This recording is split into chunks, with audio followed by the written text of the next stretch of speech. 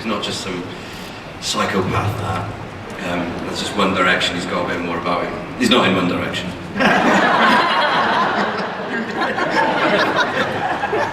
Well, as an actor, obviously you have to find something you love about the character that you're playing, or at least understand where he or she is coming from. So, where is Ramsay Bolton coming from?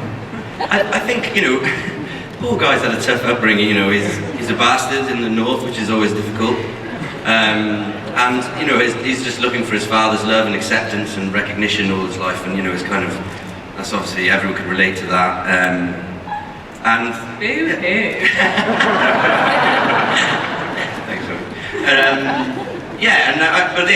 Apart from that, there's very, very little to like about him, I think. When obviously we lost Hodor.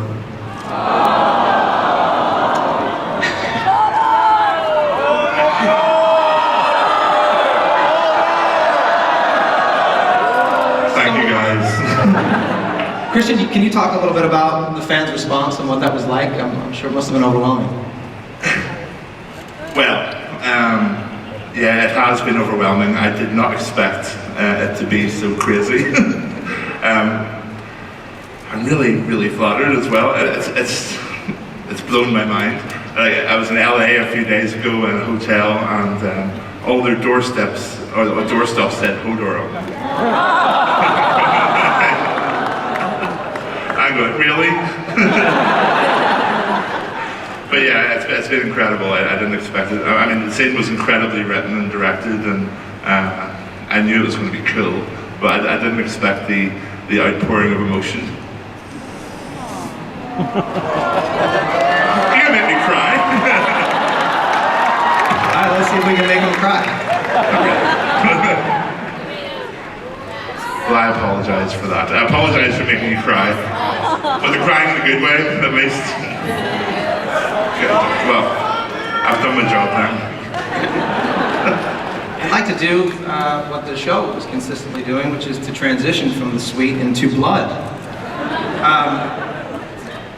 The episodes Battle of Bastards and are probably the two most astonishing episodes, not only of this show, but maybe any show ever. Yeah! And obviously a lot of that has to do with the director, Miguel Sapochnik.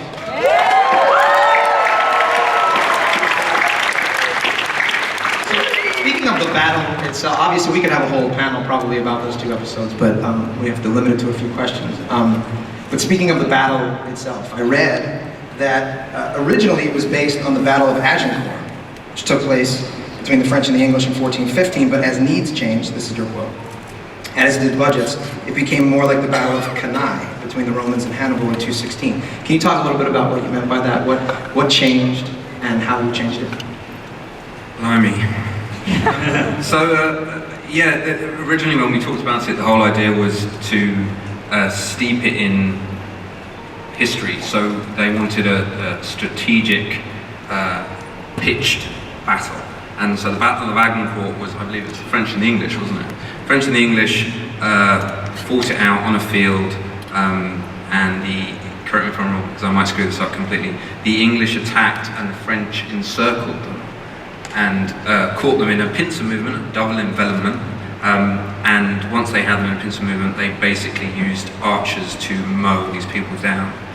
And originally we were going to have a lot of horses, like 7 horses deep, and they were going to charge the horses and then actually surround the Allied troops and crush them with the horses. But the problem is, if you run horses at people, they don't like it. Like the first time they're alright, but the second time they're like, I don't really want to run at these people. And the third time I'm not going.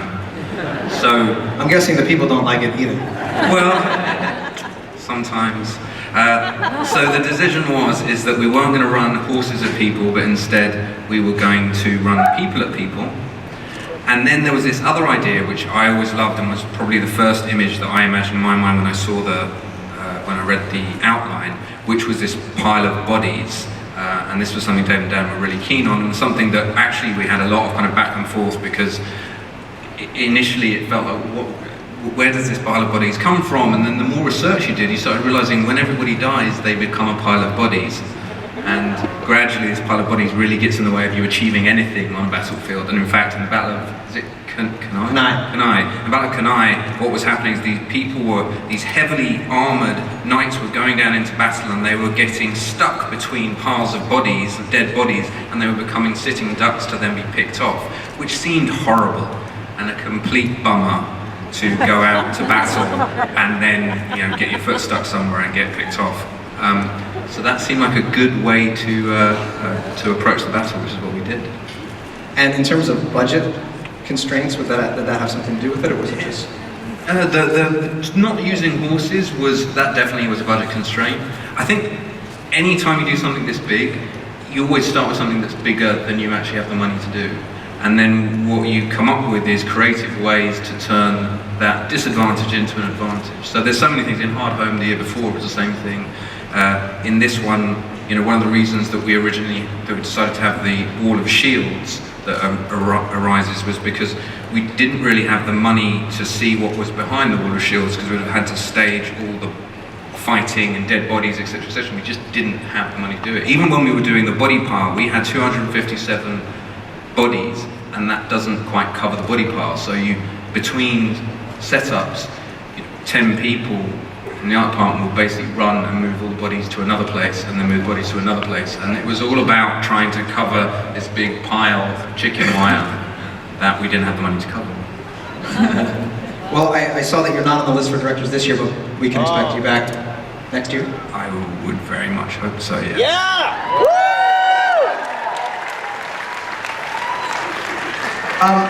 Liam, I was wondering, just from an emotional standpoint, did you read the books?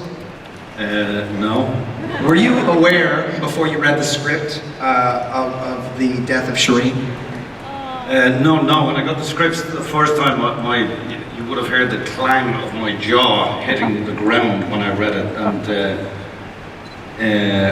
and after I read it, that relationship was already there because we'd already filmed it, and to have her kind of removed from me, I mean, that relationship with Shireen was very easy. She's an absolutely gorgeous human being and a beautiful actress, and these guys keep taking the people I like working with away from me, which makes it difficult. But that was pretty tricky. Actually, I must tell you, there is a little story. The stag that I got. My daughter is in the audience here, by the way. Say hello to my daughter, please. So I liberated the stag, and my daughter has a wall of awesome at home. And I said, you need that after we finish filming. It hadn't been broadcast. And I said, you need to have that in your hand when we're watching the show. We all sit on the couch and watch it. What I didn't figure on, because I wasn't there for Shireen's demise, when the episode came on, I said, you need to have that again.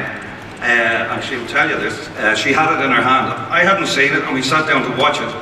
And all of a sudden, my daughter was in a heap on the sofa as she watched my surrogate daughter, Shireen, getting burned to death while she held the stag that I had stolen from. And I felt like the worst dad in the world. It was appalling. Awful thing to do. So that's their fault, by the way.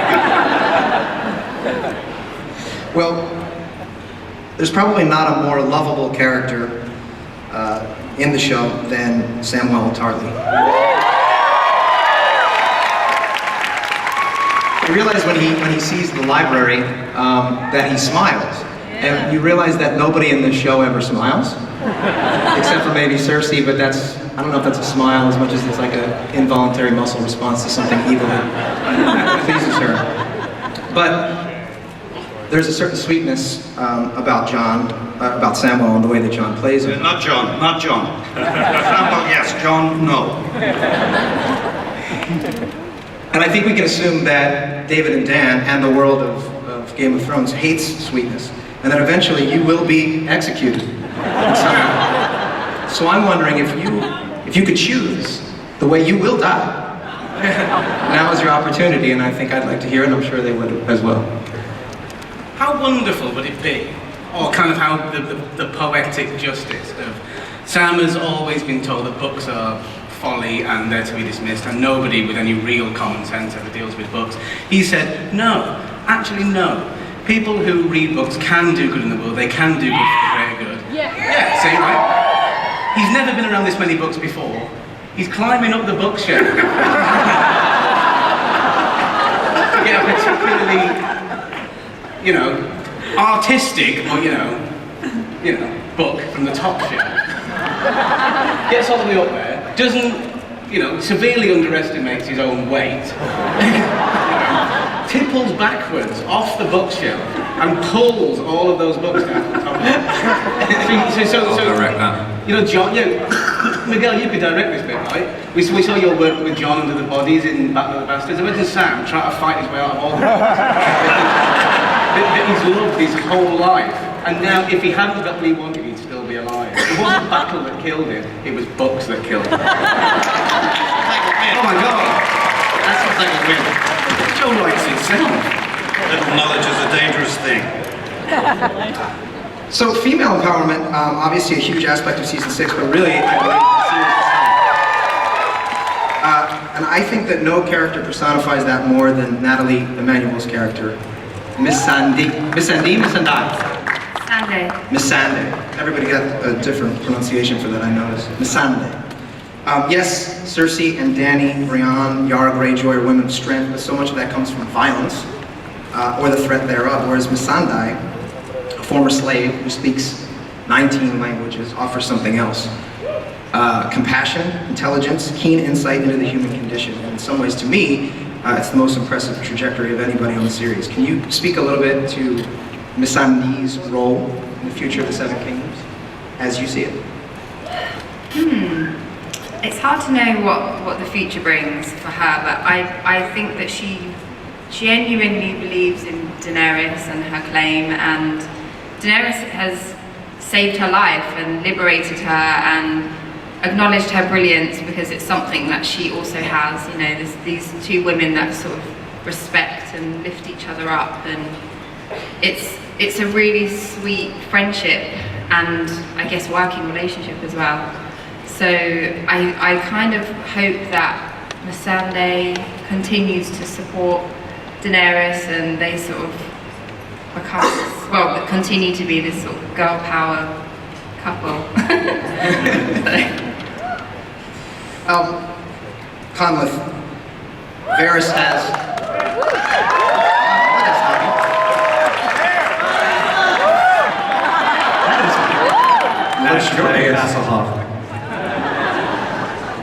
He has a seemingly endless array of spy network. Obviously he uses to his advantage. I'm wondering if you had such array of spies in your real life, what would you do? How would you use that power?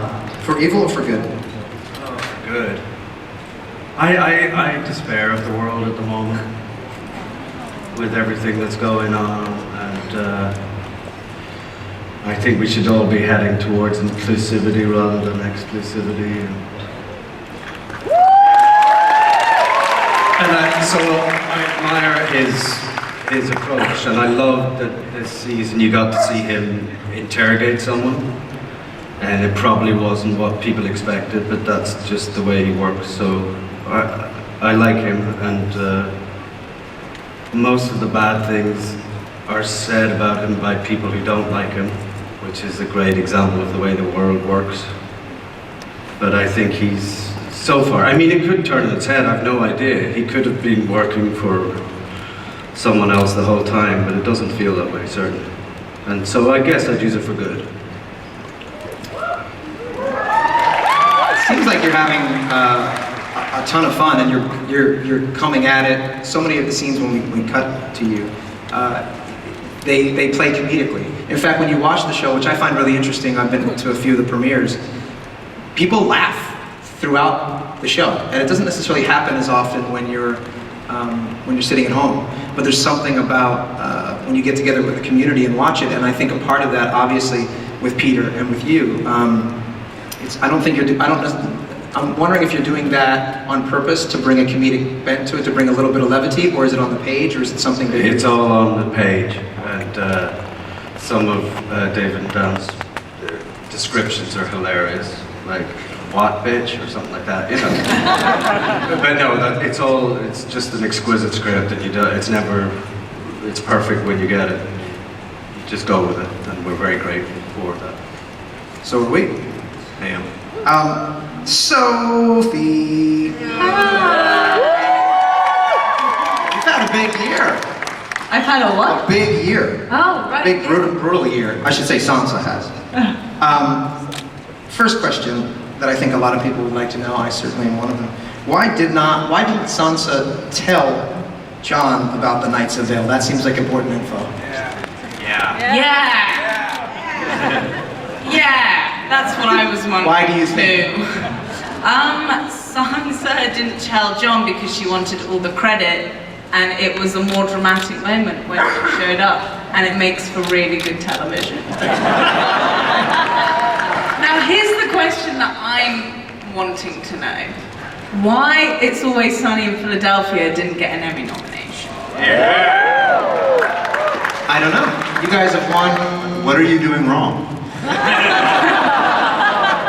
We haven't done enough seasons. I think we're only on season 26. I'm guessing 27. You guys seem to know a lot of people at the Emmys. Because you've all been there, but I've never been. I was one of your dates.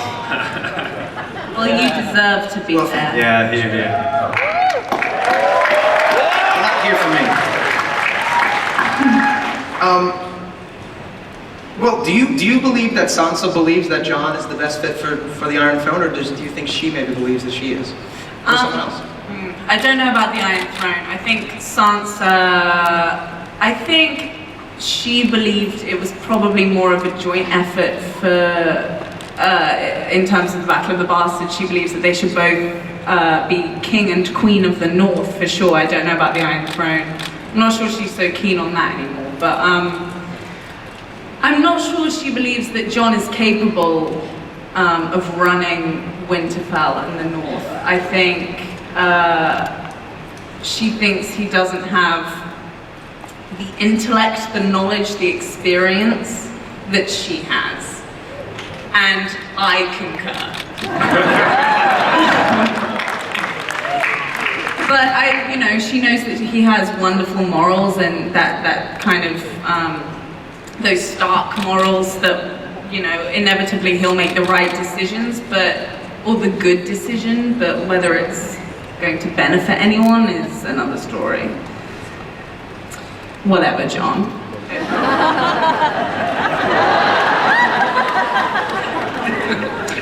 Oftentimes when you see an actor try to play a badass on screen and they're not quite pulling it off, it just sort of takes you out of it. You sort of never believe that this dainty little actor is as tough as he or she actually looks in real life. That, however, is not the case with Faye Marseille.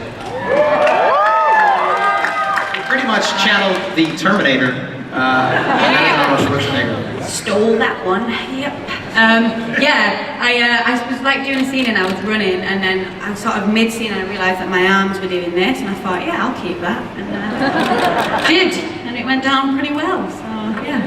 Well, so it was unbelievably authentic, and so do you have any background in martial arts, or are you just like a badass in real life? Or? No, I'm quite a scaredy cat in real life. I'm quite nervous and shy actually. So spending a month with Maisie Williams training gets you in the mood, because she's really good. So you want to be as good as her. She used to hit me all the time and make me keep going. Come on, Marcy, come on. So I have a lot to thank Maisie for. So yeah, in real life, I quite like football, soccer over here, but that's about it. Yeah. There's a lot of speculation that Arya and the Waif are in fact the same person, which would explain quite a bit. No one else seems to see her when she's beating up a blind girl in the middle of Bravos. Nobody seems to actually notice. What do you think? I think the theory was a cool one. It would have been really cool, but I think Arya is Arya, and that's her journey. And I think the way it is now is the best way. The theory's good and it's creative, but I think they've got it right. The writers, Hey, writers. Are people reading into it too much, or?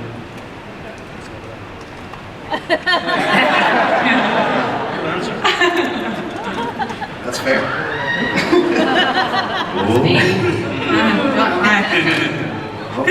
So Isaac Hempstead Wright plays Bran. Bran obviously got some pretty big info in the season finale, probably one of the biggest secrets in the history of the show. And your character is the only one that knows it. If there's anybody in this room who doesn't know what I'm talking about, you do not deserve to be here. And I'm just going to tell you, it would appear that Jon Snow is not, in fact, Ned's son at all. He is a Targaryen and therefore has a rightful claim to the throne. So what do you think Bran is going to do with that information? Well, first of all, I don't think we know for sure whether it's a Targaryen. That it could well be that there's an incest situation going on, like with the Lannisters. Well, I think Bran knows that he's been shown this information for a reason. He might not know exactly why that is, but he knows for some reason it's imperative that he knows this and he spreads the word. But I presume somehow he'll tell Jon, but I don't know how Jon will take it when Bran turns up and says, by the way, I'm a tree wizard and your dad isn't your dad. Just...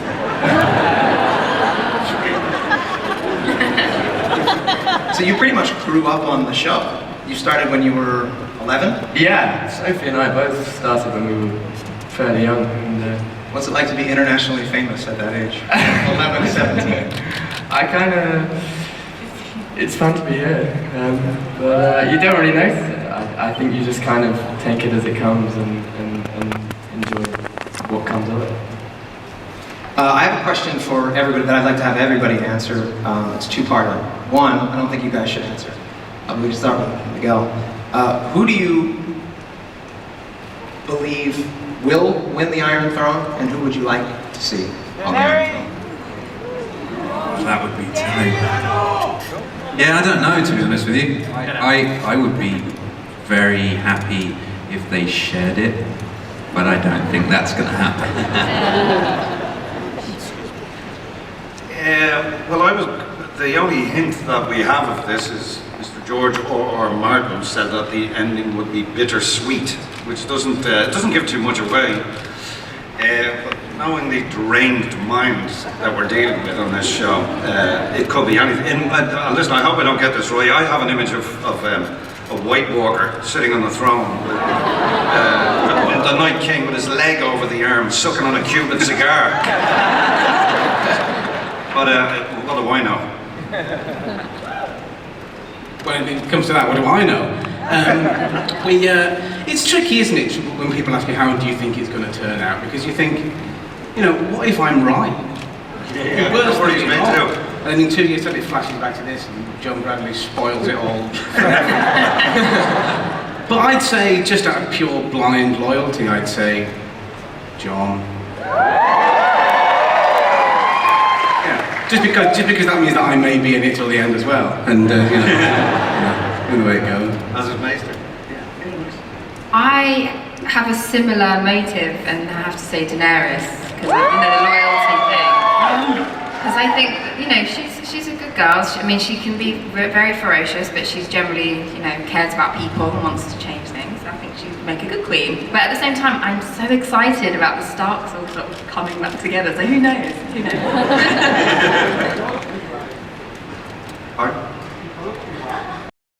Yes. I know, but I can't say.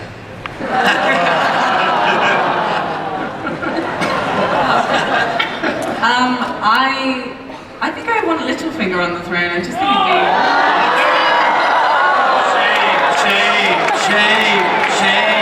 Shame. No, I just think it'd be fun. It'd be quirky, sadistic. We like that kind of thing. Come on, we all watch Game of Thrones. All right, leave it out, mate. I think they should melt the thing down and have a democracy. Can't really follow that one. Probably Arya, because if I don't say Maisie, she'll probably beat me up with a stick. I think we should have a four-pronged Stark dream team. John on the throne, Sansa advising, Arya beating people up and Bran just sitting in the corner of the truck.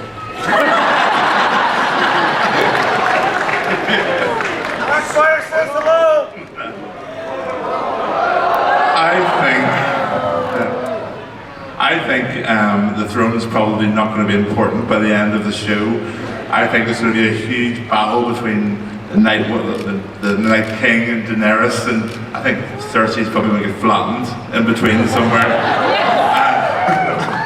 But on the throne, I think Westeros for once deserves someone with honour and integrity, and I think Brienne would make a really...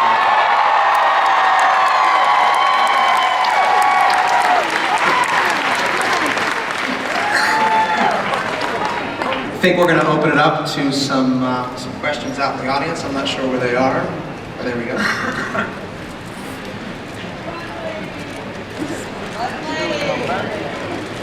Hello. Hello. Hello. Hi. Hi. I'm the button lady. Really? Why did they call you that? Just came at me one day. My question's for Sophie. Hi, Sophie. Hi. You've had a really great year with this character. And I was just wondering, when you're reading the scripts at home or wherever you first read them, what scene really made you giggle to yourself when you were saying, oh, I can't wait to act the shit out of this? It was 100% the Ramsay scene, sorry. I feel like it's the past 5 seasons have been kind of building up to this, and I'm getting really distracted with the people behind you. I feel like it's been building up to this, and you know, her first kill, and I'm so glad it was Ramsay, and it was written so well. And someone actually quoted that to me the other day in a park. Someone was like, your house will disappear, your family will disappear, and I forgot it was from the show. I thought they were cursing me or something. I just loved the way it was written. It was wonderful, and I was very excited to do it with this little scrapper. It was an honor to be killed by you.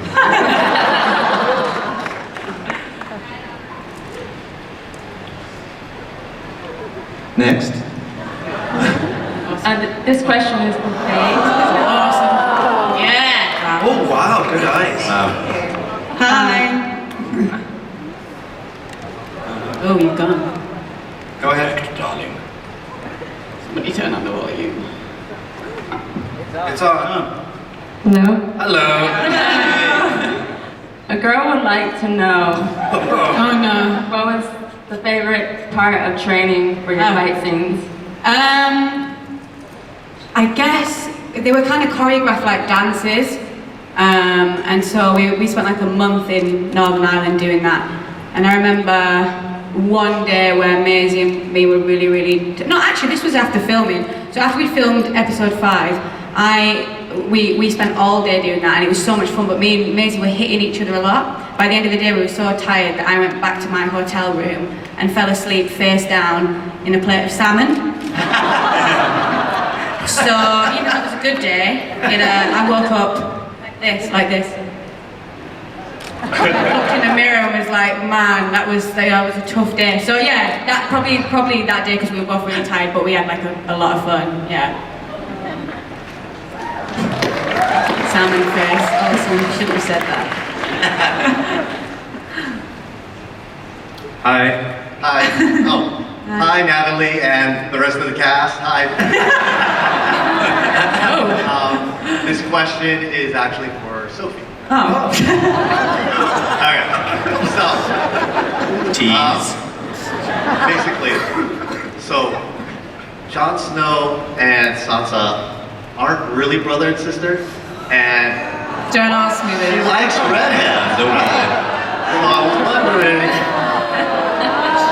She likes redheads? No, he likes redheads. So I don't know what she looks like, but I was wondering, like, what kind of issues you think it could cause.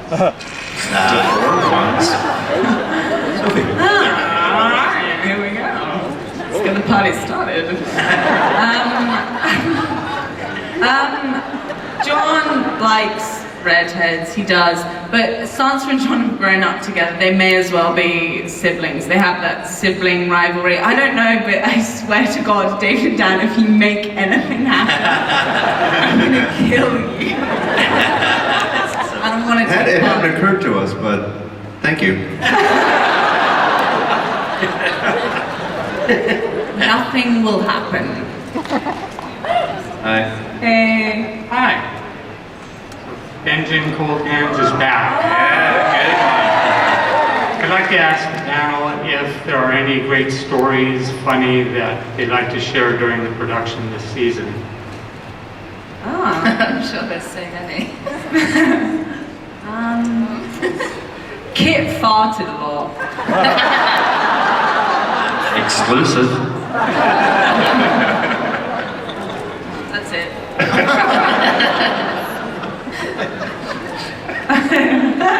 Cracker. Where's the vodka? Hi there, my name is Nicole, and I just wanted to ask Bran a question.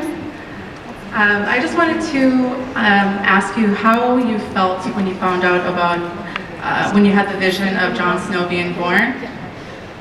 Like what I mean, was it like an eye-opener for you and it made everything make sense, or was it just something that made you more confused?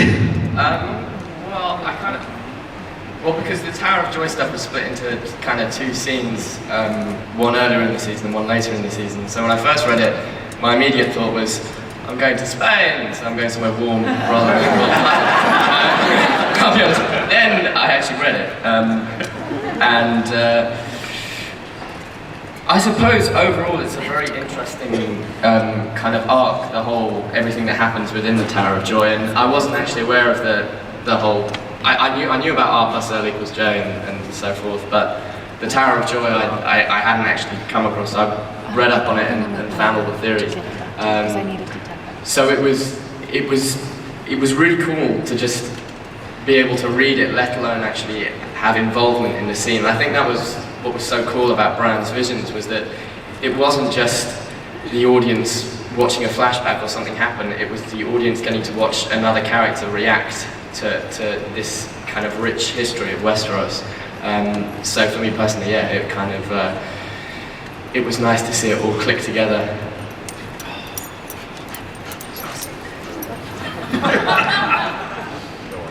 Go ahead. Hi.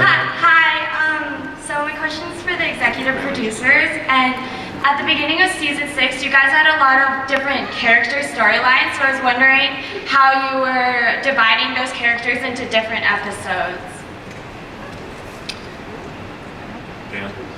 Well, we go through an outlining process which I won't get into, because talking about note cards on a corkboard is not what you guys waited in line to hear. But it's a long, it's the grunt work. It's how you actually figure out who goes where when. And David and I and Brian Cogman and Dave Hill, the other two writers in the show, will sit down for several weeks and just sit in the office and bat ideas around and put those ideas on the board. It's just kind of like it happens slowly with, it's not very, it's the least exciting part, but for us, it's the most exciting part, because it's when we actually get to see the season taking shape for us.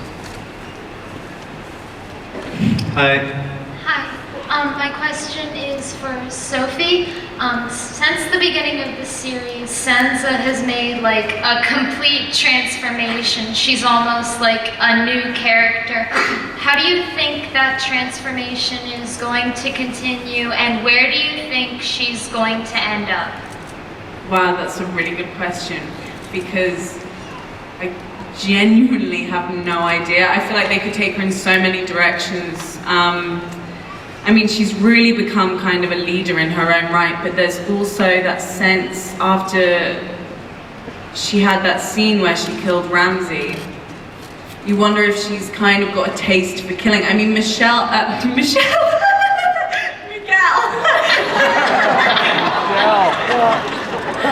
Vodka. Michelle and I discussed that scene extensively, and we really wanted to kind of accentuate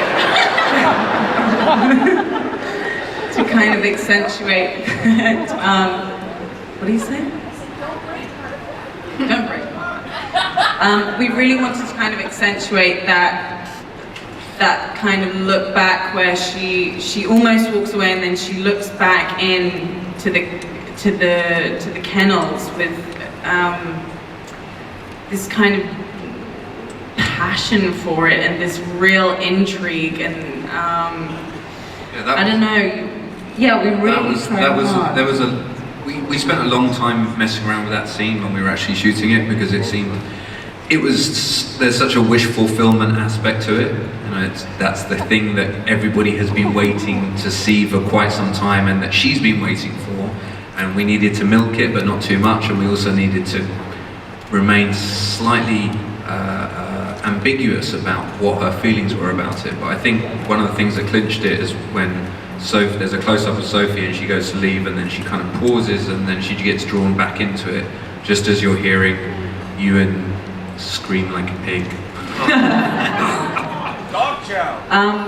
So yes, in answer to your question, I honestly have no idea if she's gonna become a real leader and do the right thing and be a true Stark, or if she's gonna go completely sadistic, or who knows? We'll soon find out. Watch season 7, it's gonna be great. Hi. Hi, my name's Tyrion, and I have a question for all of the females up there. How does it feel to be such strong women in the show, and does it kind of affect your lives outside of it? Ron, how does it feel? Well, personally, I mean, anyway. It's awesome. Yeah, it's a really short answer. It's empowering and it's awesome, and especially the way she gets to do so much cool stuff. Like, it's wicked, you know. It's really cool. So I feel very lucky to have played a badass. Definitely. Yeah. Yeah, I feel really proud to be playing such a strong woman in the show. I think Missandei's had such an interesting, where she began and like just her evolution as a human being has been really fun to play, and like her intelligence and her fierceness, even though it's quite quiet, she's had quite a lot to overcome and she's really persevered. And I've definitely enjoyed people's response to her, because people have come up to me before and said really wonderful things about it, and I feel really pleased that people respond to her and feel connected to her and her quiet but kind of strong. She's strong in a very quiet way, so people like that, and I'm happy that people like that.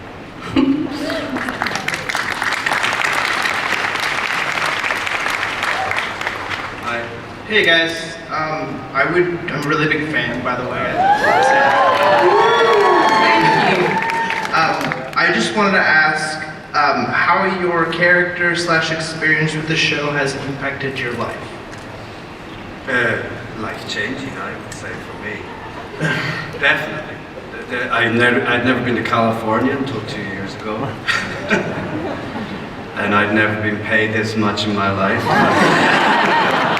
To have such a good time and on such an excellent piece of work, it sort of spoils you for everything else, because nothing else lives up to the production values and just because we've been working for so long together, every department works together so brilliantly, and it's just been an amazing experience, and I wouldn't swap it for the world.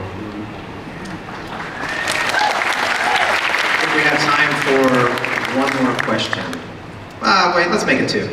Just because you're already... Hi, my name's Sky, and my question is for Christian. Seeing as he died so heroically for Bran, I was wondering if there's anything he would say to Bran, if he could express anything more than Hodor. Thanks. Hold your own.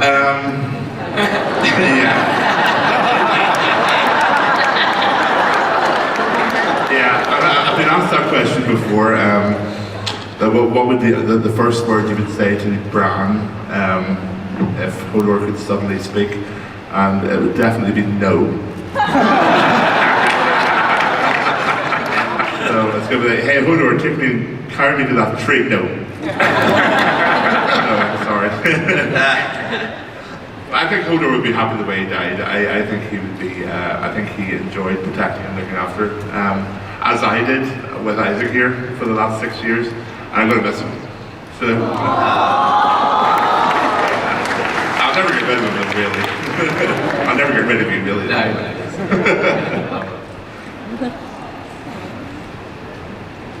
Hello. Hi. My name's Heidi. I was here last year. I had remember. Daenerys with me. Yeah.